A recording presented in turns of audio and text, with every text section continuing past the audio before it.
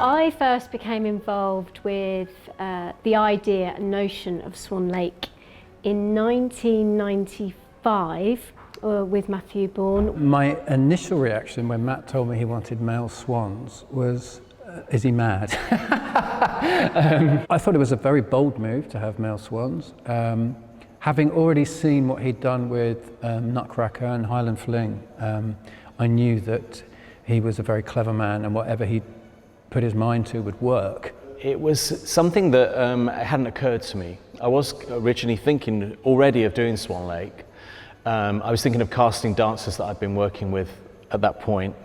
And suddenly this idea came up that someone like Adam, almost like a creature from another world to us at the time, who was a rising star at the Royal Ballet. He'd recently been promoted to principal, but very recently. The fact that he sort of seemed interested in doing something seemed sort of a perfect timing to bring in this different kind of dancer to our world and to kind of work for the piece. And when the idea was first broached by Matthew, I remember thinking, oh, my goodness, are we allowed to do that? I mean, can we actually do that? From a classical ballet point of view, which is my background, you know, whenever you think of swans, you think of these elegant, beautiful creatures, soft, but actually in reality, they're actually quite ferocious, wild animals. And I thought that by casting males in the roles of the swans, we could bring that side of swans into the story. When we first premiered Swan Lake at Sadler's Wells, it was quite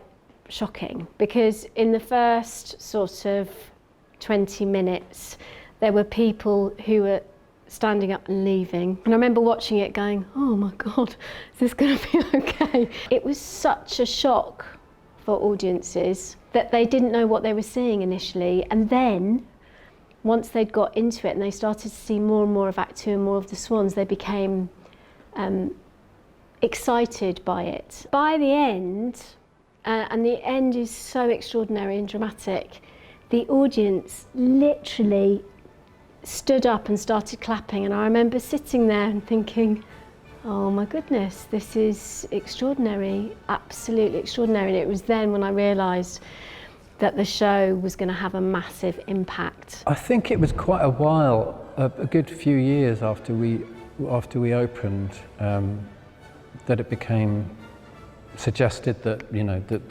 the role was influencing boys to take up dancing. The fact that the show is still going on now and people can take their young boys to see a show like this, which represents male dancing in such a strong way, I think is brilliant. It still seems to inspire people, still seems to move people, and therefore we get excited about doing it because that's what we're here for, to entertain.